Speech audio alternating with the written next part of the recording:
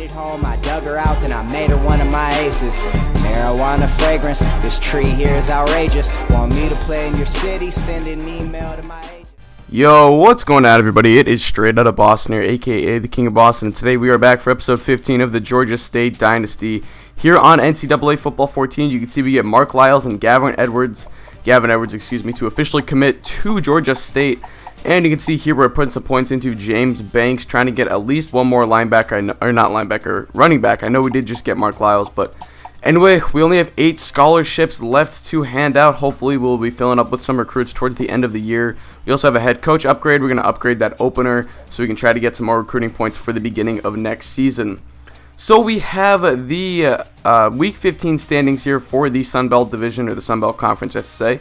And we are in second place, tied with Western Kentucky for first, but Western Kentucky did beat us, so they have the tiebreaker. And we are projected to be playing in the GoDaddy.com Bowl versus Toledo. Now we're going to advance into the bowl week because I did not have a game. I had a bye week, Week 15. And Johnny Manziel wins the Heisman Trophy. Make it back-to-back for Johnny Football. And you can see we're going to be going up against Tulsa, the Golden Hurricanes, in the New Orleans Bowl. So I did not have a video for Week 15 because I had a bye week, and Burns is not going to have a video for this week, the bowl week, because he did not make a bowl game.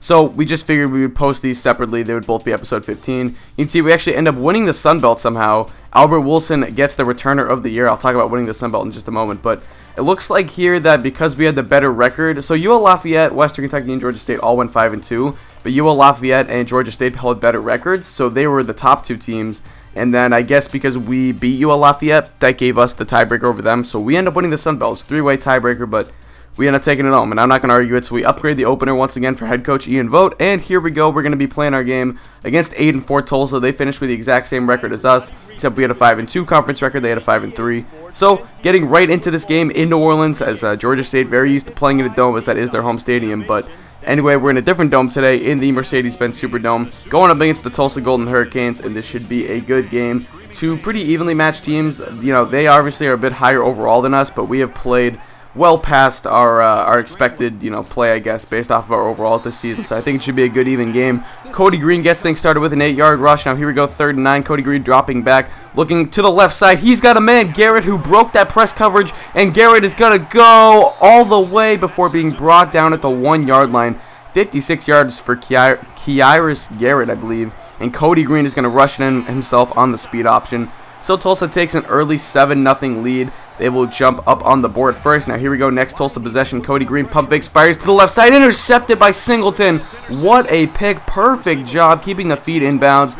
Amazing pick by our man right there. Now 3rd and 4, Ronnie Bell dropping back. He's going to look, scramble to his right. He's going to take it himself. He's got some room. Cut back in, inside of the 15, and at about the 10-yard line. Actually, we'll scramble forward a little bit on that contact. Get up inside the 10. Now here we go on 1st and goal, handoff to Travis Evans, in what could be Evans' last game as a Panther, as he is a senior heading for possibly the NFL after this ball game. He is going to get a touchdown right there. Now here we go, Cody Green dropping back out of the shotgun set, looking deep once again, and it's Garrett breaking the press coverage. And we realized early on that this press coverage stuff was not going to work against Tulsa like it did against South Alabama. So 2nd and 6, a little triple read option. Green on the keeper, gives it to James, and James is going to pick up a nice chunk right there, 15 yards for Jordan James. And now here we go later in the drive, 1st and 10. Jordan James in motion, handoff to Trey Watts. Watts is going to break a tackle to the outside. He'll get the first down, be brought down inside of the 5 after a 13-yard pickup for the running back right there. Now 3rd and goal, handoff to Langer, and he will find his way into the end zone. Zach Langer, a 5-yard touchdown run, and Tulsa retakes the lead at 14-7. It's been an offensive affair so far, and both offenses appear to just be scoring at will at this point, so it's going to be up to the defenses to provide for the necessary stops. But anyway, 2nd and 4, little supposed to be play action there. We're going to give it to Wilson on the screen. Wilson's going to pick up a first down. That'll give us a 7-yard gain and a new set of downs. So here we go later in the drive on 2nd and 10. Ronnie Bell dropping back, fires it over the middle to Travis Evans out of the backfield, who makes a man miss and picks up 10 yards, and that will set up a 3rd and 1. Now here we go later in the drive. It's going to be 1st and 10. Ronnie Bell dropping back. We look for the screen once again. We're going to fire it deep to Jordan Giles, but somehow Marco Nelson does not intercept that one. Incredibly, we got a break right there. That should have been intercepted, but Travis Evans barrels his way over for the first down right there. on 3rd and 5, so we pick up the new set of downs. Now 1st and 10, hand off to Travis Evans once again, straight up the middle. He's going to pick up 9 yards on the gain. He is running very impressively in what will be his last game as a Panther. Now here we go, 2nd and 1. It's going to be another handoff to Travis Evans as Pearson goes in motion. Evans cuts back right and is going to pick up another nice chunk. We're managing the clock right now.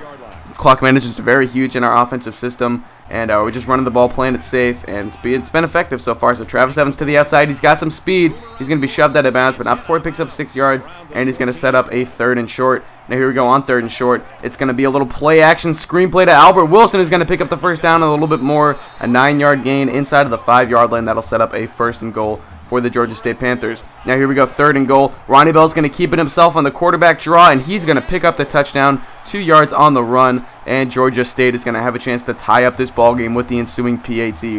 Nice run right there by Ronnie Bell. That was the play Tim Tebow used to always run a lot in college, when he would just go straight up the middle with blockers in front of him. Bell intercepted by Marco Nelson. Nelson gets his revenge after dropping the interception earlier. And that is going to be Tulsa ball with just 35 seconds in the half, but they get very good field position. So Tulsa has a chance to put some points up on the board. 1st and 10 for Cody Green. And the Golden Hurricanes, he will drop back, and he's going to look to the right side. He's got his man Patterson, Derek Patterson, 13 yards on the gain. And that's going to set up a 1st and 10. Empty backfield for Cody Green. Shotgun set going. He's going to look, and he's going to scramble to his right. Make a man miss. Finally gets dive tackled right there. But it's going to be a 7-yard gain. And here we go now. 2nd and goal with 18 seconds left. They're going to end up handing this one off to Trey Watts. And Watts is going to get his way into the end zone easily. So Ronnie Bell's costly turnover gives Tulsa an extra 7 points on the board as we're going to head into halftime shortly. Trey Watts, the star running back for this Golden Hurricanes team, has really performed nicely today. So we're going to start out here, 9 seconds left in the 2nd quarter. Bell looking deep, and it is intercepted by Dobbins. Dobbins is going to return this one. He's got a chance to maybe get his team into field goal position, but he's going to be brought down, and time is going to wind out as the clock hits 0. So we're going to head into halftime. The Golden Hurricanes hold a 21-14 lead. Here we go, start of the 3rd quarter, 2nd and 7. Here comes Travis Evans on the outside. He's got a first down. He's got some room, and he's going to get to just about midfield. 11-yard gain on the play. Here we go, 2nd and 11, triple read option. Bell on the keeper. He's got some room, and he's got a block. Bell down the sideline. Across the 25-20, he could go all the way. He will be chased down finally, but not before a 41-yard rush for Ronnie Bell, or as I was calling him in the Skype call during this game, Runny Bell, as he was really making it work through the ground today. But here we go now, 2nd and 5. Hand off to Gerald House, next year's starter, potentially at least, unless Mark Lyles really shows out in camp. But 1st and 10, here we go now, or 1st and goal, I should say. Hand off to Travis Evans, and Evans is going to find his way into the end zone for the 1-yard touchdown run. So Evans once again having a nice game in his final game as a Panther, and we're going to tie this ball game up at 21. So Cody Green and the Golden Hurricanes on their next drive, 3rd and 14 coming up. Hand off to Trey Watts. He's going to be brought down by our man right there. I believe that was Rogers. So here we go. That was Theo Agnew. I'm sorry, the person who led the nation in sacks, actually, as you'll see in the offseason video. But 4th and 15 is going to be a punt away. Albert Wilson, and what will be his final game as a Panther, is going to try and return this one and give his team good field position. Cuts back to the right side. He's got some room. Albert Wilson across the 40. He's going to get the sideline, finally be brought down, but not before a 24-yard return.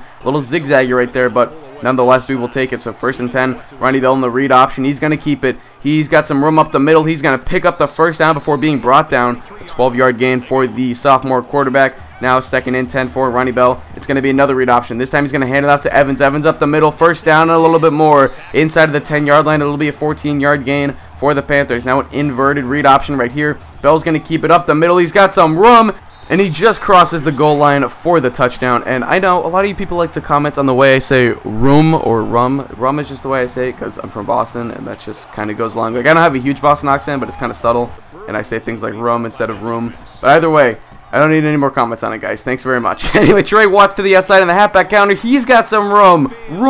A 35-30. He's going to be finally brought down by, I believe, looks like one of our safeties right there. That's going to set up a 1st and 10, though, inside of the 10-yard line. Now 2nd and 7 at about the 8. Cody Green going to drop back, scramble to his right. He's got some room, and he's going to slide.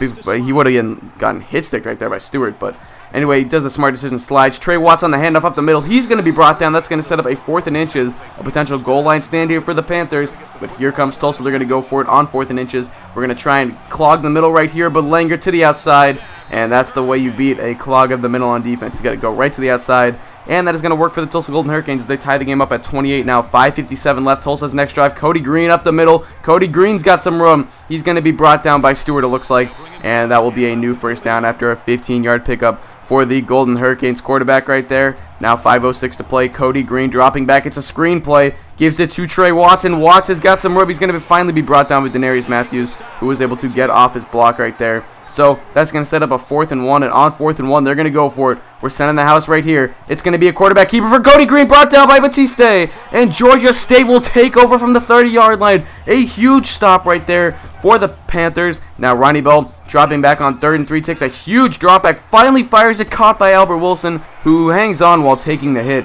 Ronnie Bell's had a bad game through the air so far, but we're going to try and have to improve it here on this last drive potentially. Ronnie Bell, quarterback keeper on the triple read option. He's got a first down and a little bit more as we're working our way closer towards field goal range where we can possibly take the lead. Now here we go. Ben McClain is in after Ronnie Bell was shaken up on that play. Ben McClain completes it to Albert Wilson, and we're going to get an update on Ronnie Bell's injury right here. It looks like he's going to be out with a sprained elbow for a quarter. We'll see if he wants to come back in and possibly play through it. But for now, Ben McClain's going to have to take over the reins. So here we go. 3rd and 1. It's going to be a handoff to Travis Evans. Evans up the middle for the first down. And here we go. Just 1:12 to play. It looks like it's time to ice some clock and center this ball as we can set up for a potential game-winning field goal. Now Ronnie Bell is going to elect to come back in the game. Injury risk medium, but it's the last game of the season. We got to do whatever it takes to win this ball game. So Ronnie Bell back in. 1st and 10, handoff to Travis Evans to the outside. Evans picking up whatever yards he can to make it easier on his kicker. 7-yard rush on the gain. Tulsa's not calling their timeouts yet.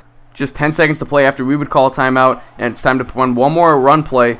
But anyway, curious decision by Tulsa is they're going to start calling their timeouts now. 3rd and 5. You can see they only have one timeout left. They probably used to ice the kicker. Well, they just call it now. That's okay. Yeah, I guess they thought we were going to kick it. I don't know, but we're going to run one more play now. We have 2 timeouts, so we can afford to run another play. Stay in the center of the field, trying to make it an easier kick for the kickers. We get the first down inside the 10-yard line. Now we get to call timeout, and they're not even going to have a timeout to ice us. So we kind of luck into that one right there. And the kick is up, and it's good. Georgia State wins the New Orleans Bowl. The first bowl win in Georgia State football history in their first year in the FBS. A very impressive year from this Georgia State squad. As you can check it out there, kicker was very excited once we did wrap up that ball game. Ben McClain celebrating as well as he was the holder. Georgia State wins the New Orleans Bowl. An incredible season for this team as it was just their first season in the FBS, already winning 9 games. They can only go down from here, I'm pretty sure, but we'll see anyway. So yeah, I was very confused why Tulsa called other timeouts. It must have been a glitch in the game. They must have just thought we were going to kick it on that drive, but whatever. They didn't have a chance to ice us. We probably would have made it anyway. Not a big deal. So we end up winning the New Orleans Bowl. It just, all we could have expected for my goal coming into the season was, all right, let's go 6-6 and make a bowl game and probably get our asses kicked. But hey, Travis Evans gets your player of the game. He's celebrating with the fans as this will be his last game as a Georgia State Panther. You can see Ronnie Bell very excited right there. Anyway, that's pretty much going to wrap up this ball game. So I thank you guys for watching. Hope you did enjoy. So I'm out. Peace.